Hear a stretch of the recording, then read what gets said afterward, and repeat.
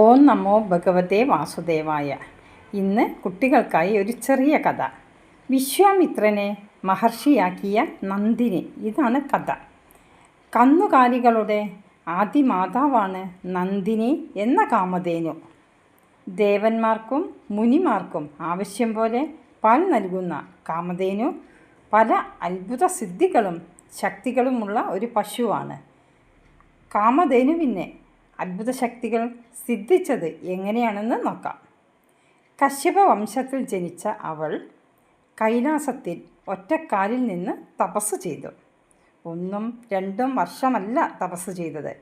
നന്ദിനിയുടെ തപസ് 10,000 വർഷമാണ്. അവൾ ബ്രഹ്മാവിനെ ധ്യാനിച്ച് തപസ് ചെയ്തു.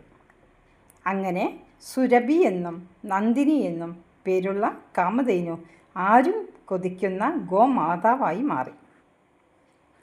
വിശ്വാമിത്ര മഹർഷി പണ്ട് രാജാവായിരുന്നു. അന്ന് അദ്ദേഹം നായാട്ടിന് പോകാറുണ്ട്.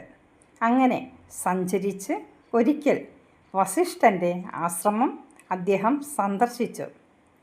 വസിഷ്ഠ മഹർഷി കാമധേനുവിൻ്റെ സഹായത്താൽ വിശ്വാമിത്ര രാജാവിനും പരിവാരങ്ങൾക്കും മൃഷ്ടാന്ന ഭോജനം നൽകി.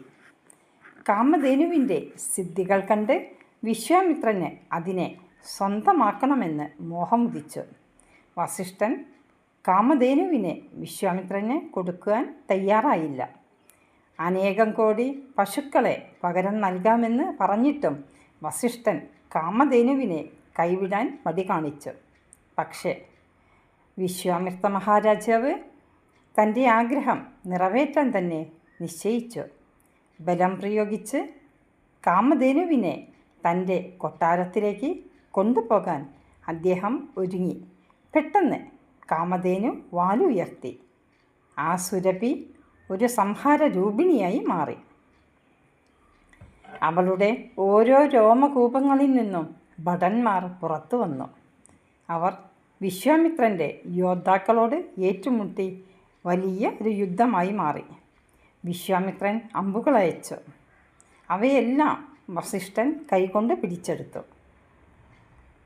ബ്രഹ്മതേജോബലം അജയമാണെന്ന് വിശ്വാമിത്രൻ സമ്മതിച്ചു. ശക്തമായ ബ്രഹ്മതേജസ് നേടാൻ വിശ്വാമിത്രൻ ശ്രമം തുടങ്ങി. അദ്ദേഹം തപസ് ചെയ്യാൻ തീരുമാനിച്ചു. അങ്ങനെ അദ്ദേഹം ഒരു ദിവസം തപസ് തുടങ്ങി. അങ്ങനെ വിശ്വാമിത്രൻ തപസ് ചെയ്ത് ഒരു മഹർഷിയായി മാറി. നന്ദിനി നിമിത്തമായിരുന്നു ഈ മഹർഷിയായത് എന്നാണ് പറഞ്ഞു വരുന്നത്. വിശ്വാമിത്ര മഹാരാജാവ് അങ്ങനെയാണ് വിശ്വാമിത്ര മഹർഷിയായി മാറിയത്. അതാണ് കഥ. എല്ലാവർക്കും നമസ്കാരം. ഓം നമോ ഭഗവതേ വാസുദേവായ.